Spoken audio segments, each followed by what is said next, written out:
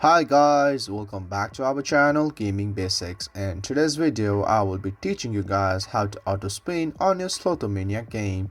So at first just open your phone, and as you open your phone, open the Slotomania game from wherever it is located.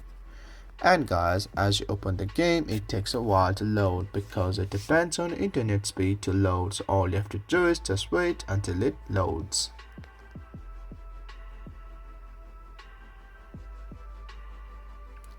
And guys, as it loads, you are in this home page. So just stay at this home page and select any of the game you want to play at first. And as you select it, at first you can see the spin option right there at the right bottom, and all you have to do is just hold that spin button. And as you hold it, you can see the option how many spins you want to auto spin it, and just select the option at first. And as you select it, you can see the auto spin is on. So guys, that's how you auto spin on your Slotomania game.